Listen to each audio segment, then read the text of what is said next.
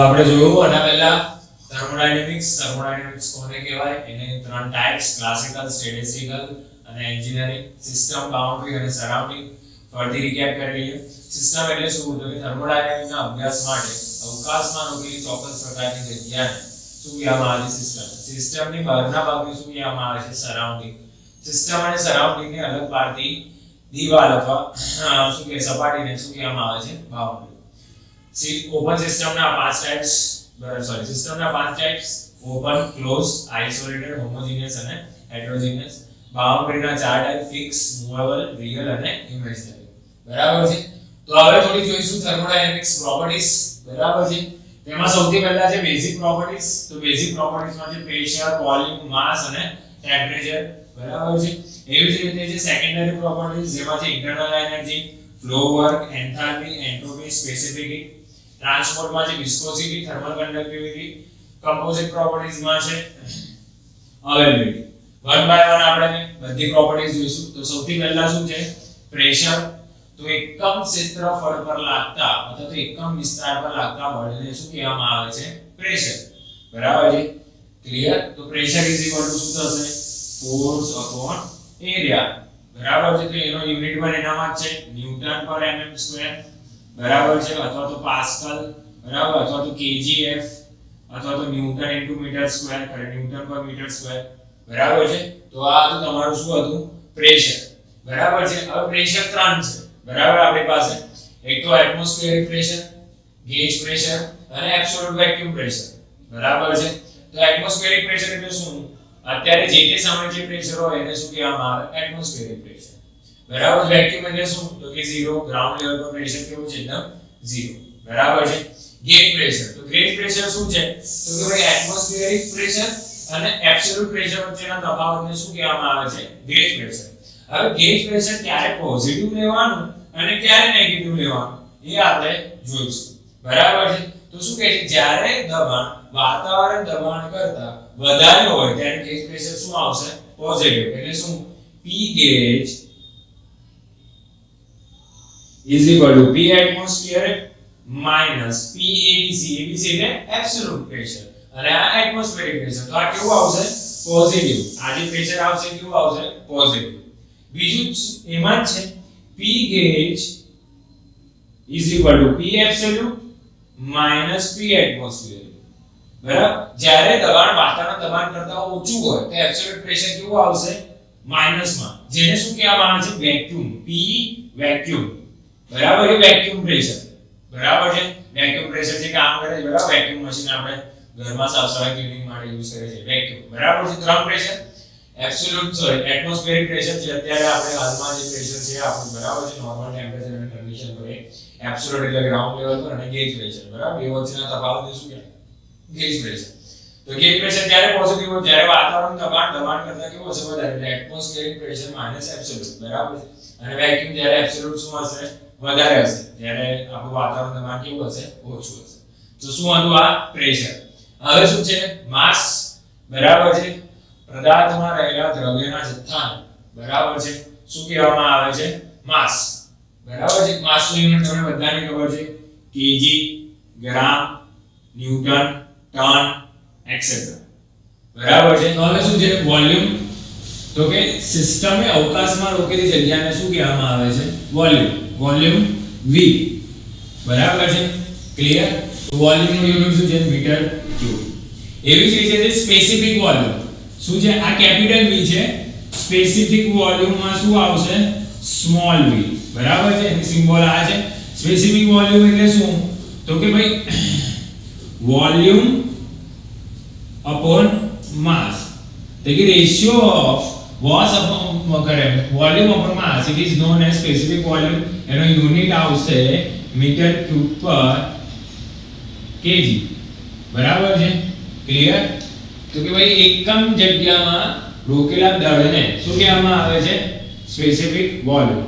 હવે specific વોલ્યુમનું reciprocal, બરાબર, એને શું કહેવામાં આવે? ડેન્સિટી, ઘનતા 1/small v. બરાબર છે. એનો બીજું પણ કહેવાય કે ભાઈ માસ અપોન વોલ્યુમના રેશિયોને શું કહેવામાં આવે છે? ડેન્સિટી. ડેન્સિટીનો યુનિટ શું થશે? મીટર ક્યુબ પર કેજી. બરાબર છે. તમે પેટ્રોલ પંપ પર પેટ્રોલ ભરાવા જાવ તો ત્યાં આગળ પણ હોય છે ડેન્સિટી લખેલું હોય છે, બરાબર છે, ઓઇલની ડેન્સિટી, વોટર ડેન્સિટી એક્સેટ્રા. હવે શું છે ટેમ્પરેચર. તો ટેમ્પરેચર એટલે શું, કોઈ પણ પદાર્થના ઠંડાપણા કે ગરમપણાને શું કહેવામાં આવે છે, એનું ટેમ્પરેચર, બરાબર છે. સપોઝ કે શિયાળામાં વાતાવરણ ઠંડુ હોય તો એને શું કહેવામાં આવે, માઈનસમાં, બરાબર છે. ગરમી વધારે લાગતી હોય તો એને ગરમપણું. ક્લિયર. આગળ છે સેકન્ડરી પ્રોપર્ટીઝ, બરાબર. એમાં પહેલું છે ઇન્ટરનલ એનર્જી U, પદાર્થમાં રોકેલી ઊર્જાને અથવા તો એનર્જીને શું કહેવામાં આવે છે, ઇન્ટરનલ એનર્જી કહેવામાં આવે છે, બરાબર છે. પદાર્થની અંદર રહેલી એનર્જી તો એની શક્તિને શું કહેવામાં આવે છે, ઇન્ટરનલ એનર્જી. બીજું છે ફ્લો વર્ક એટલે શું, તો ફ્લો વર્ક એટલે શું, પદાર્થના વહન સાથે સંકળાયેલી કાર્ય શક્તિને શું કહેવામાં આવે છે, ફ્લો વર્ક. એન્થાલ્પી એટલે શું, તો કે enthalpy H is equal internal energy અને ફ્લો વર્કના સમેશનને શું કહેવામાં આવે છે, એન્થાલ્પી. ઇન્ટરનલ એનર્જી અને ફ્લો વર્કના સરવાળાને શું કહેવામાં આવે છે, એન્થાલ્પી. એન્ટ્રોપી, તો કે એન્ટ્રોપી એટલે શું, તો કે સિસ્ટમની અવ્યવસ્થાના પ્રમાણને એન્ટ્રોપી કહેવામાં આવે છે. The disorderness of the system, it is known as the entropy. Clear. અને છેલ્લું શું છે, સ્પેસિફિક હીટ. તો કે ભાઈ એકમ સમયમાં પદાર્થમાં 1 ડિગ્રી જેટલું તાપમાન વધારવા કે ઘટાડવા માટે આપવી પડતી કે લેવી પડતી ઊર્જાને શું કહેવામાં આવે છે, સ્પેસિફિક હીટ C. શું કહેવામાં આવે છે, સ્પેસિફિક હીટ C. કે ભાઈ શું એકમ પદાર્થમાં અથવા તો કોઈ પણ પદાર્થમાં 1 ડિગ્રી સેન્ટીગ્રેડ જેટલું તાપમાન વધારવા કે ઘટાડવા માટે આપવી પડતી ઊર્જા કે લેવી પડતી ઊર્જા ને શું કહેવામાં આવે છે, સ્પેસિફિક હીટ C કહેવામાં આવે છે. બીજું છે વિસ્કોસિટી, બરાબર છે. તો વિસ્કોસિટી ક્યાં ક્યાં જોવા મળશે, તમને ઓઇલમાં જોવા મળશે, ગ્રીસમાં જોવા મળશે, બરાબર છે. પછી થર્મલ કન્ડક્ટિવિટી, બરાબર છે, કેટલો કરંટ પાસ ઓન કરી શકે છે કે એની અવેલેબિલિટી, કેટલા ટાઈમમાં એની અવેલેબિલિટી છે કે નથી, એને શું કહેવામાં આવે છે, કમ્પોઝિટ પ્રોપર્ટીઝ અથવા તો અવેલેબિલિટી. તો હવે થોડા ડિફરન્સ છે.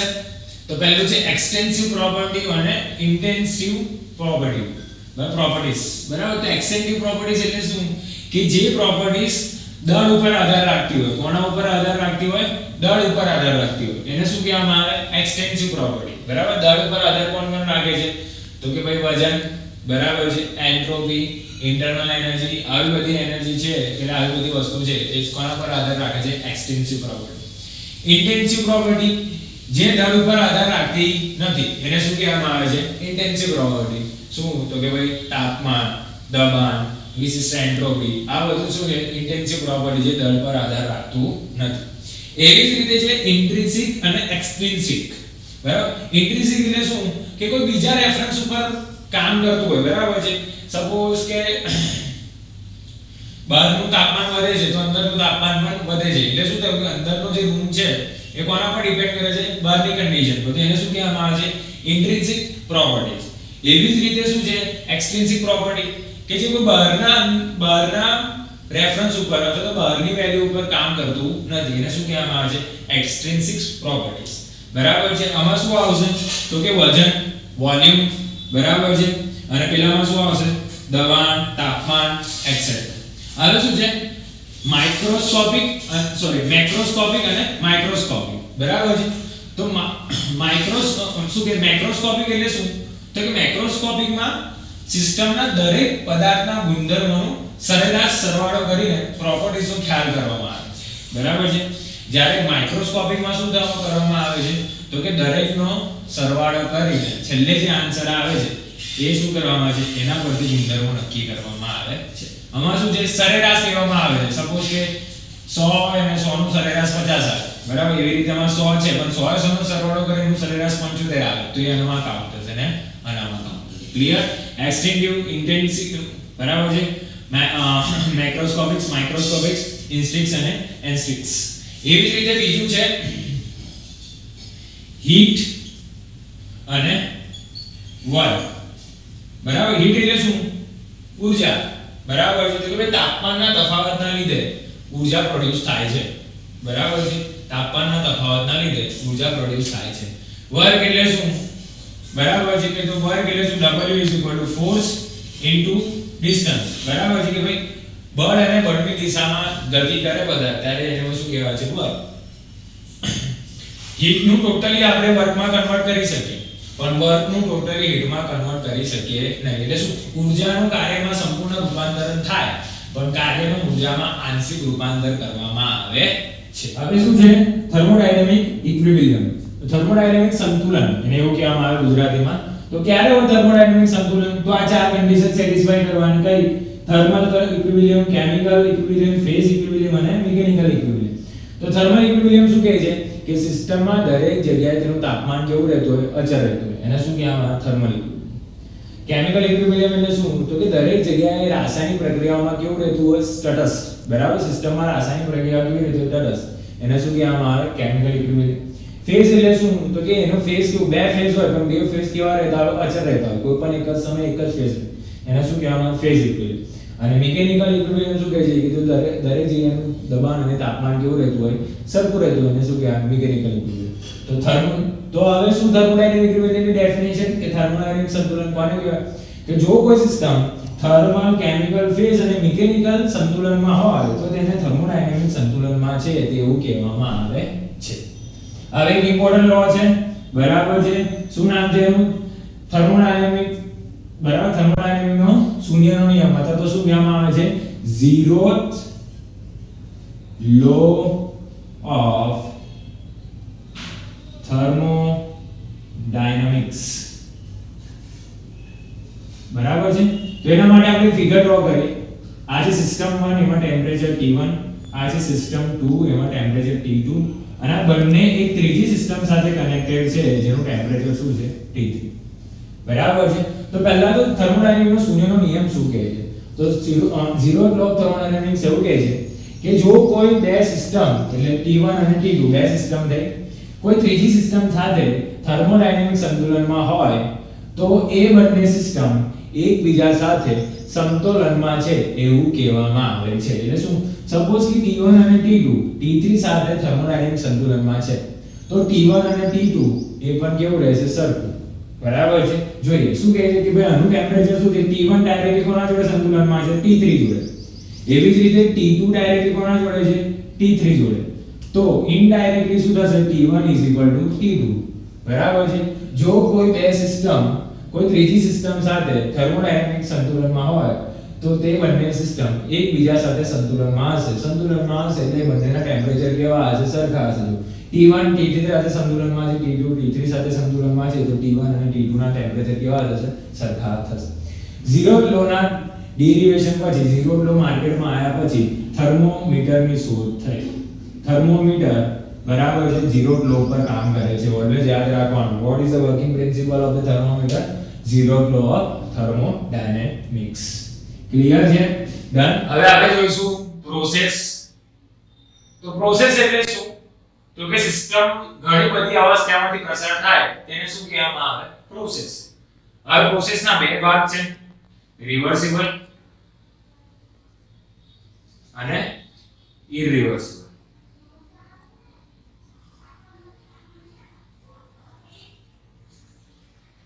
બરાબર? તો રિવર્સિબલ પ્રોસેસ એટલે શું? કોઈ પણ પ્રોસેસને તેની મૂળ દિશામાંથી ઉલટી દિશામાં કરવામાં આવે તો પણ તે પોતાની મૂળ સ્થિતિમાં પાછી ફરે એને શું કહેવામાં આવે? Reversible process. ઇરિવર્સિબલ પ્રોસેસ એટલે શું? સાદી ભાષામાં જે રિવર્સિબલ પ્રક્રિયા નથી એને ઇરિવર્સિબલ પ્રક્રિયા કહેવામાં આવે છે. એટલે શું? ઉલટી દિશામાં પણ પ્રક્રિયા કરવામાં આવે તો તે પોતાની મૂળ સ્થિતિમાં પાછું ફરતું નથી એને શું કહેવામાં આવે? ઇરિવર્સિબલ પ્રોસેસ કહેવામાં આવે છે. સેકન્ડ છે સાયકલ. બરાબર? તો સાયકલ એટલે શું? તો કે સિસ્ટમ પોતાની મૂળ અવસ્થા કરતા ઘણી બધી જુદી જુદી અવસ્થાઓમાંથી પસાર થઈ ફરી પોતાની મૂળ અવસ્થામાં પાછું આવે એને શું કહેવામાં આવે? સાયકલ. બરાબર છે? પ્રોસેસ અને સાયકલનો ડિફરન્સ તો કે પ્રોસેસ શું છે? સિસ્ટમ ઘણી બધી અવસ્થાઓમાંથી પસાર થાય એને શું કહેવામાં આવે? પ્રોસેસ. બરાબર? સાયકલ એટલે શું? તો કે ભાઈ પોતાની મૂળ સ્થિતિ કરતા જુદી જુદી અવસ્થામાં પસાર થઈ ફરી પાછી મૂળ સ્થિતિમાં આવે એને શું કહેવામાં આવે? સાયકલ. પ્રોસેસના બે રિવર્સિબલ પ્રોસેસ અને ઇરિવર્સિબલ. સાયકલમાં મિકેનિકલ સાયકલ, થર્મોડાયનેમિક સાયકલ, બરાબર, joule cycle, Bretton cycle etcetera. બરાબર છે? પ્રોસેસ શું છે? તો કે ભાઈ સાયકલનો એક ભાગ છે ત્યારે સાયકલ શું છે? ઇન્ડિપેન્ડન્ટ છે. બરાબર છે? સોરી, સાયકલમાં પ્રોસેસ કન્સિડર થાય છે એટલે સાયકલમાં પ્રોસેસ, બરાબર, પ્રોસેસ શું છે? સાયકલનો ભાગ છે જ્યારે સાયકલ શું છે? ઇન્ડિપેન્ડન્ટ છે. ક્લિયર? હવે બીજી પ્રોસેસ છે ક્વાડ્રેટિક પ્રોસેસ, બરાબર છે, બહુ ઇમ્પોર્ટન્ટ છે. ક્વાડ્રેટિક પ્રોસેસ એટલે શું? તો કે એવી પ્રોસેસ કે જેમાં સિસ્ટમનું થર્મોડાયનેમિક સંતુલન ખૂબ જ નજીકથી રહેતું હોય, અથવા તો શું કહેવામાં આવે છે કે એવી સિસ્ટમ કે જેમાં થર્મોડાયનેમિક સંતુલન ખૂબ જ ઓછા સમયથી થતું હોય એને શું કહેવામાં આવે છે? Quadratic process. નું એક્ઝામ્પલ જોઈએ. સપોઝ કે એક પિસ્ટન છે મારી પાસે,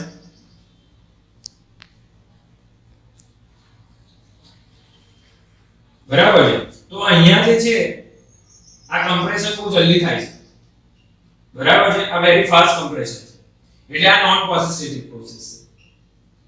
કેમ? તો કે જેટલું જલ્દી ફાસ્ટ તમે કમ્પ્રેશન કરશો, બરાબર છે, એટલું ટેમ્પરેચર શું થઈ જશે? બદલાતું રહેશે, બરાબર છે. તો આપણે તો શું કરવાનું? થર્મોડાયનેમિક સંતુલનમાં આવવાનું છે, એટલે શું કરવાનું છે? ટેમ્પરેચર કેવું કરવાનું છે? એને કોન્સ્ટન્ટ કરવાનું. એવી જ રીતે જો હું બીજી એક પિસ્ટન લઉં, બરાબર છે, અને એમાં કમ્પ્રેશન એકદમ સ્લો કરું, બરાબર છે, તો એ શું થઈ જશે? ક્વાડ્રેટિક પ્રોસેસ, બરાબર છે. ક્લિયર? કેમ? તો કે આમાં કમ્પ્રેશન કેવું થશે? ધીરું ધીરું. આમાં કેટલું? એકદમ ફાસ્ટ થશે, એટલે આ નોન ક્વાડ્રેટિક. એમાં ધીરું ધીરું થશે એટલે ટેમ્પરેચર કેવું મળશે? કોન્સ્ટન્ટ. એક્યુરેટ નહીં મળે પણ કેવું મળશે? કોન્સ્ટન્ટ મળતું રહેશે. બીજું છે કે એમાં છે થર્મોડાયનેમિક સાયકલ.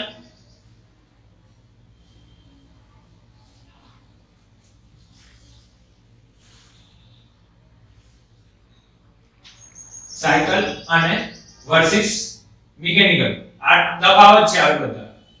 મિકેનિકલ સાયકલ, બરાબર છે. તો થર્મોડાયનેમિક સાયકલ શું કહેવામાં આવે છે? જે સાયકલમાં થર્મોડાયનેમિક પ્રોસેસનો સમાવેશ થતો એને શું કહેવામાં આવે? Thermodynamic cycle. અને જે સાયકલમાં મિકેનિકલ પ્રોસેસનો સમાવેશ થતો એને શું કહેવામાં આવે? Mechanical cycle. થર્મોડાયનેમિક સાયકલ તમને ખબર જ છે, બરાબર છે. કઈ કઈ આવશે? પ્રેશર, વોલ્યુમ, બરાબર છે, constant pressure process, constant volume process. પેલામાં શું આવશે? ડ્યુઅલ સાયકલ, બ્રેટોન સાયકલ, બરાબર છે, reverse Carnot cycle, et cetera. Clear? બીજું છે ડાયાથર્મલ વોલ